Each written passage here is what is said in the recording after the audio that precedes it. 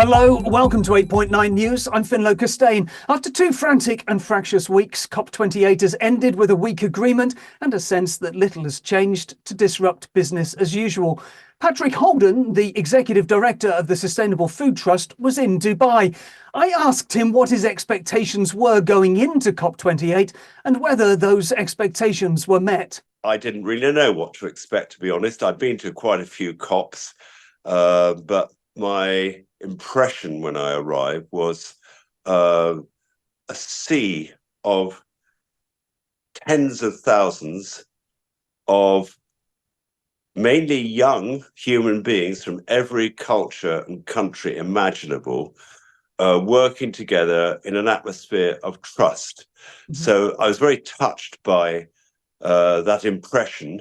And although I think that the outcome of COP was open to criticism, because let's be honest, the commitments are couched in language which allows different countries to achieve or not achieve the objectives, I think that most people there were well-intentioned and realised that unless we, the collective we, do a lot in the short time available, or we're not going to leave the planet in a livable condition for those that follow us. So in terms of my personal story of being at COP, it was fantastic because, as you know, I've been involved with working with the Sustainable Markets Initiative set up by the then Prince Charles, now King Charles, which has brought together the CEOs of companies in every sector you can imagine, now 20 different task forces, one of which I lead. And that has enabled me to make personal connections with these people. And in my task force, which is focusing on land use sustainability, I've been able to connect with banks, insurance companies, food companies and retailers, and asset managers, all of whom are working together to develop a program for financing the agricultural transition, because in the end, farmers throughout the world are wondering how they can take action on their own holdings to be part of the solution. And I think if you were to ask those same farmers what the principal barrier is, they'd say it was money. It's got to pay to be part of the solution, and at the moment it doesn't. Now, you mentioned the King there, and you were accompanying King Charles at various meetings. How important do you think the King's influence has been over COP28 and more broadly? Well, I wasn't accompanying him, but I was present at a reception which many of these leaders attended. And what was impressive about him was that he spent about an hour and a half meeting all those people and having personal conversations with them. And then I thought the King's speech at the launch of the COP was absolutely fantastic. I thought it was magnificent. It was magisterial, in fact. And I think he was right underneath his words. So I think we are so lucky to have a man who has that depth of understanding and commitment to work in our field over 50 years and more, in the leadership position which he occupies. And I think he has the trust and respect of just about everybody in the climate change world. How lucky are we to have that situation? Fantastic. Now, you talked about the tens of thousands of human beings, you're sort of met by this sea of humans. But of course, there was an awful lot of disagreement between those different groups of human beings, some still representing petrochemical companies or large industrial meat interests. At the same time, you've then got vegan interests and everybody on the other side. Did you get a sense of that combative disagreement within the arenas that you were part of? Not really. I mean, they may well have been going on, but I just met people. And I also, to be honest, I think there's an awful lot of jargon talked. And I would include in that collective description a lot of the NGOs who were present at COP, who were talking about food systems transition, soil health, and all these terms. And I'm thinking to myself, do they really understand what they're talking about? And I think that we need more farmers who are actually working with their own holdings to work out how they can be part of the solution in terms of climate change, nature, and social impacts. And I think that there's a risk that if we only look at carbon, we're going to have the wrong outcomes. And I'll give you an example. I heard a couple of days ago about a dairy competition in the UK right now, where some of the most carbon efficient cows are Holstein Friesians, giving much more milk than it's good for them or us, and yet their carbon footprint per litre might be quite low. So we not only need to measure carbon, but also nature and social impacts, including the quality of the food and the public health outcomes. So what this pilot that we've been working on will comprise is farmers who will be paid for the duration of the pilot in anticipation of positive climate, nature, and social impacts. Meanwhile, we will gather data which will look at the impact of different farming systems on those climate, nature, and social outcomes. Because what we really need, and we need this from government, and by the way, I saw the new Secretary of State in London yesterday, Steve, as he's known, we need the government to play a leading role in holding this data and in the delivery of public goods, making sure that the farming systems that they are supporting actually do deliver. And to be honest, we don't yet know that. Well, let's come on to the new Secretary of State in just a moment. But going back to to COP28 and the humans, the sea of humans that were there, there's been a big push over the last few years to engage much more directly with indigenous peoples, to make sure that people who are farming in the global south are part of that. Now, you're a farmer in the global north. Are there more farmers appearing in the COP sidelines? Do you meet other farmers when you're there? Or is it really that the words of farmers, the needs of farmers are really just being interpreted through the mouthpieces of NGOs? Well, of course, the King mentioned indigenous peoples and the importance of listening to them who have this deep knowledge of how to work in harmony with nature in his speech. And yes, they were there. And I think their voices being listened to much more than was the case in the past.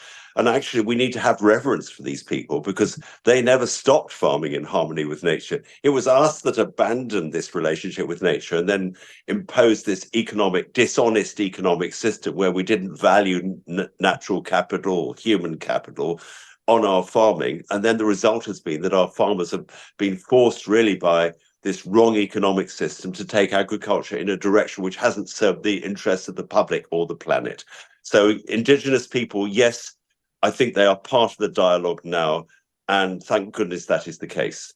And what about farmers like you? Are there more farmers like you from the global north? Are there people who have a broad understanding of the policy challenges, who are embedded within the policy network, within the NGO network? Did you meet other people like you there? A few, but I think not enough. I think that what's gone wrong with agriculture, certainly in so-called developed countries, has been that the farmer's voice, the practitioner, has not been involved with influencing policy and therefore practice. And we need to put that right now. I think it's quite hard for people who have designed the current agricultural policy package, which we are on the receiving end of, to admit that they got it wrong. I was with somebody, I won't name them, in London last night, who was one of the architects of ELMS. And frankly, it's quite embarrassing, I think, that this pick and mix menu, which farmers have to sort of wade through at the moment, make the best of, and many of them are making quite a lot of money out of it, but it's not giving a clear signal. This is the kind of farming system that we need all of you to change to if we're going to be part of the solution in terms of climate change. And you need, if you're going to be part of the solution, to change your whole farming system, and the incentives that you receive will be directly related to the climate, nature, and social outcomes. And that isn't the case at the moment. There's a lot of stewardship. You can probably continue to farm intensively and then take advantage of the incentives for wildflower strips and taking land out of production, that sort of thing. But it's not saying you need to make a systemic change in your farming system to move away from chemistry to biology and farm in harmony with nature. That is not in there. Now, you spent some time with the Secretary of State last night. What did you think? Does he get it? He seemed a very decent chap. I only had about 20 minutes with him. He said, "What do you think the government should do?" I said, it would be good if you started measuring the sustainability impacts of the systems that it would be good if you started measuring the sustainability impacts of the ELM scheme, because you're not doing that at the moment. And if you did, then you would be able to collect baseline data, and that should inform your future policies. And you should collaborate with the pilot scheme, which we are involved with the SMI. He didn't give much indication as to whether he will act on what I suggested, but he seemed a decent chap. And of course, he must be aware that with an election coming, there's not much time for him to make a difference. So I'm sure that was in the back of his mind as well. But I mean, I think the thing is, whatever he took in, DEFRA will be in the new administration, whichever colour that is. And so it's important to keep engaging with these people. Just going back to COP for a moment, and thank you for that, what happens outside the main conference chamber is often just as important as the negotiations taking place inside, because, of course, they set the scene and they drive those negotiations to a large extent, if not this year, then in the future. So whose were the most powerful voices, do you think, in the pavilion this year? And which messages were getting the sharpest cut through? Well, I think that's absolutely true, that what happens outside the main debating chamber, because of course I wasn't in that, is probably as important, even more important than the headlines, which we heard yesterday. I think the private sector are the real movers and shakers, because they move ahead of governments. Governments normally follow the public opinion, which is not leading at the moment, or business, which I think is leading more than public opinion. So I think, for me, the most exciting thing about COP28 was the large and growing number of businesses which realized that they need to develop new products and practices to be part of the solution. And that's particularly true in the food and farming sector. I'm massively encouraged by that. I'm excited by it. For me, it was a really positive COP. And just thinking broadly, just finally, and reflecting on those last 2 weeks, you said it's a positive COP. At the same time, there is that challenge of moving beyond carbon tunnel vision to something that's more holistic. In terms of that large international policy picture, do you think that there are genuine reasons to be cheerful coming out of COP28? Yes, I do. I mean, who knows? You've got to... I wouldn't like to think I was congenitally optimistic, but I think one has to see the best in things. And there wasn't a person in Dubai who wasn't in the back of their mind aware that we have an existential crisis on our hands. And unlike me, most of them were of an age where they're going to be on the receiving end of that towards the end of this century. And I think our common humanity and our recognition that we are part of something much bigger than us as individuals and our individual egos, that we have a responsibility to act for future generations. I think that was in the atmosphere. And you can't say how big. We could be on the edge of a really big change.